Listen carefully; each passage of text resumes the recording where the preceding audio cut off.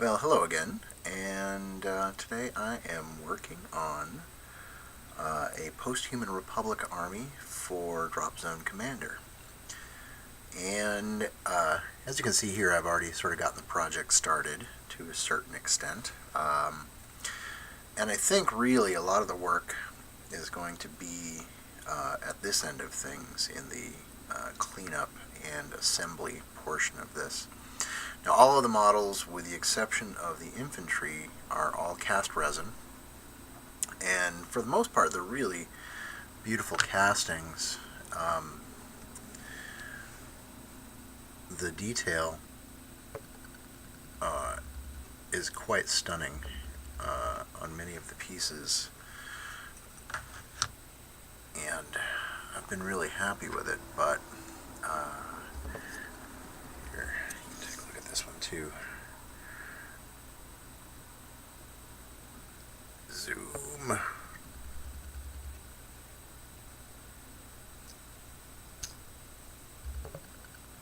But it's not without its problems.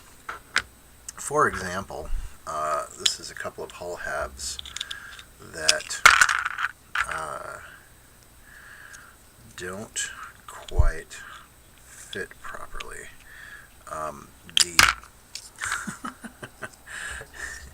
One of the problems is the receptacle for the pins is covered over. But really the important thing here is, if you look up at the top here, you can see how these seem to be two different lengths. And one of the things I don't think most people know about the resin casting process is there can sometimes be a shrinkage issue with the molds. This one has it to a lesser extent, so much so that I didn't even notice it until after I'd gotten the assembly done. You can kind of see here where the two things don't line up, and it doesn't really seem like a problem until you get close.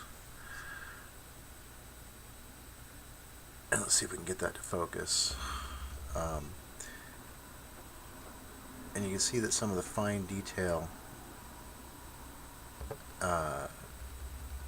doesn't exactly match up. Anyway, and so that's going to become more apparent when the model gets painted. So I think in some cases I'm going to have to get some replacement parts, and hopefully that won't be an issue. I've got my fingers crossed. So these flyers have two pieces, and you kind of have to hog out a little resin down there, and same thing back here, and then hopefully these go together really well. Actually, that looks like that's going to be fine. This is a big project for the liquid green stuff, because once you get your pieces assembled, you're going to need to go in and clean up a lot of seams. The pieces don't fit perfectly. One of the things that was really confusing for me was the decision to cast the tanks in this manner. Pretty much every other time I've seen a tank cast in resin, you have the upper hull, and then you have the tracks as two separate pieces. And in this case, they decided to do a left half and a right half, which puts your seam right down the middle of the tank, which creates a lot of work that you have to do in order to get rid of that seam line, especially down this really just flat surface of the upper tank hull. And with this one, I'd already done some work cleaning that up, and it'll probably be okay, but it just seems so kind of unnecessary. It didn't need to be that way. Other issues that I've had is, in some cases, the resin seems to have a real kind of serious texture to it. I'm not sure exactly what causes that, but it's really annoying. And this one actually has some fairly serious casting issues that are filling the here. There we go. So you can see all the issues there, and I think you can even see some of the texture problems. And not entirely sure what causes that. These little walkers have similar issues, but it's similar but different. These areas here should be very, very smooth, and they've got a lot of bumps to them that need to be sanded down. And I haven't gotten to everything yet. I need to go through each and every one of these parts bags and test fit everything and make sure everything works, so then I can just go back all at once to Hawk War Games and say, hey, can you perhaps send me some pieces to replace the ones that were not cast very well. And I don't expect any problems with that. But if you are not used to working with resin, this really is a sort of different kind of project. One of the problems that I see with this game, so you have like this big, that's a pour spout. And one of the problems I see with this game, sort of getting a universal adoption, with a wide audience, is that work on resin models can be a little bit more challenging. So, it's something that's really more going to appeal to the more advanced modeler, or those who can afford to have somebody else do the work for them. But in either case, that's definitely going to be limiting the audience. But it's clear that the masters for these models are absolutely stunning. And that much is clear just from looking at the photos of the models on their website. And these, a lot of people like to complain about the Games Workshop Finecast stuff, but you see the same kinds of problems here. Hawk War Games is clearly using a better quality of resin than Games Workshop has been, but at the same time, you still see the same kind of casting issues with these. Maybe not as much as you did with the early Finecast stuff, but Games Workshop was still just getting their sort of sea legs in that whole manufacturing process. So hopefully this will not be quite that bad. And I'll come back after I've had more of a chance to go through these and see how many problems I discover. And I will talk to you in a bit. So these walkers here are a little bit harder to put together than you might expect at first. The legs attach to this hip piece by way of this sort of ball joint configuration, and then the main hull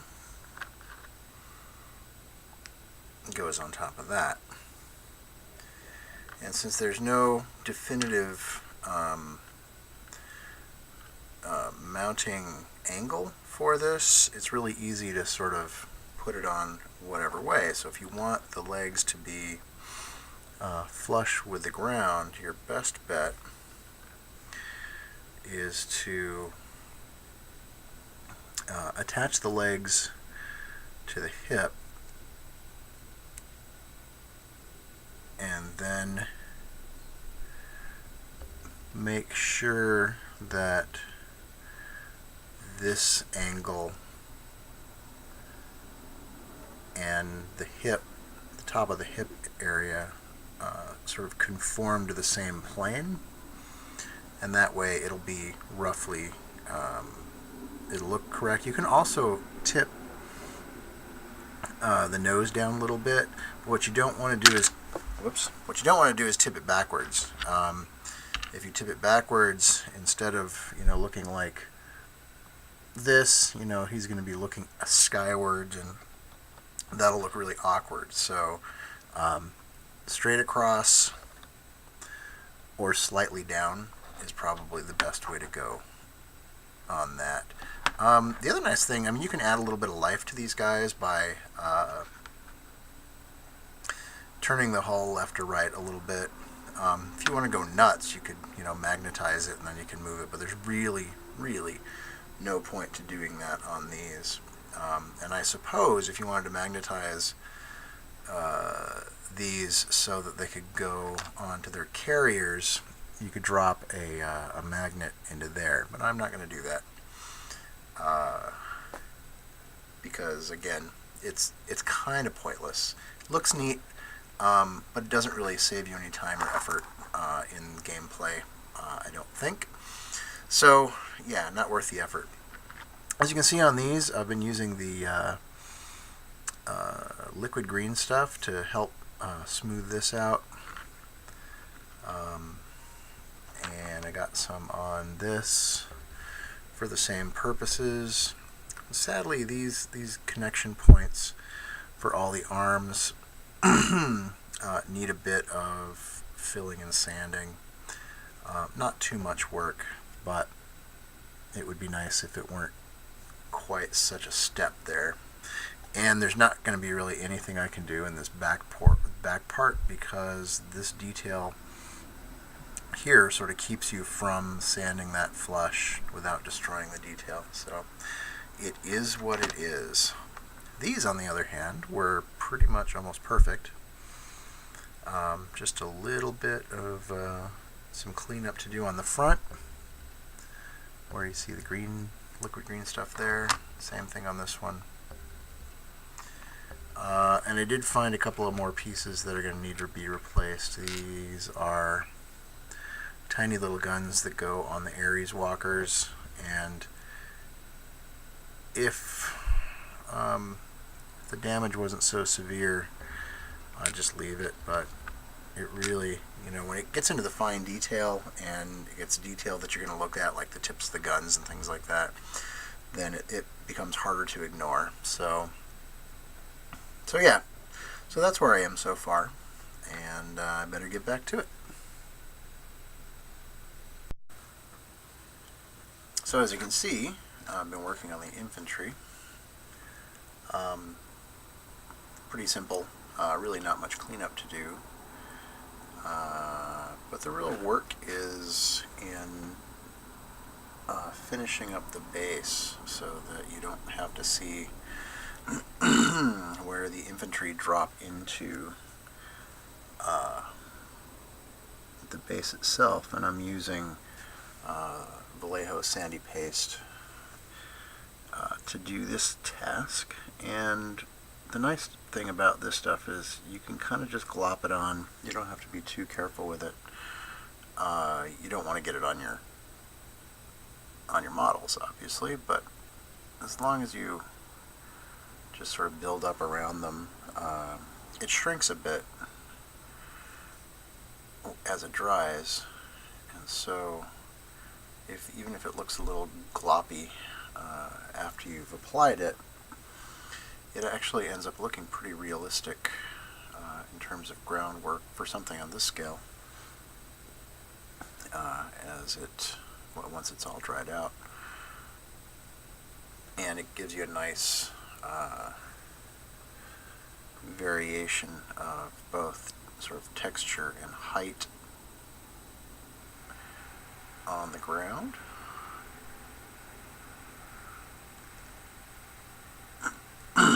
Sometimes I have to go back with a wet brush and clean off the excess off of the models, which sometimes happens. I got the other stuff all assembled for the most part, and I sent out an email last night to Hawk Wargames informing them of some of the issues that I had with the parts, and I haven't heard back yet, but I'm hoping to shortly. I don't know, they might be at, I suppose they could be at Gamma right now. It's possible. I haven't looked to see what the attendee list is like, but it's possible they won't be there right away. Or they're not going to be able to get back to me in any case, if that's true. But my plan is I want to paint, well, I kind of wanted to paint everything at once so that I would have a really nice consistent coloration across the board for all of these, but since I don't know when the replacement parts will be forthcoming, I think my plan now is to paint the infantry as I wait for those items, and then when the new parts arrive, I will then paint the rest of the army. So infantry first, which with luck won't actually take very long. So I think that's going to be it for part 1 here, and then part 2 is going to be, I would say, at least a week away, maybe 2. We'll see. Oh, you know what? Maybe, a week, because then I'm going to dive right back into painting infantry. So, but that's it for now, and I will talk to y'all later.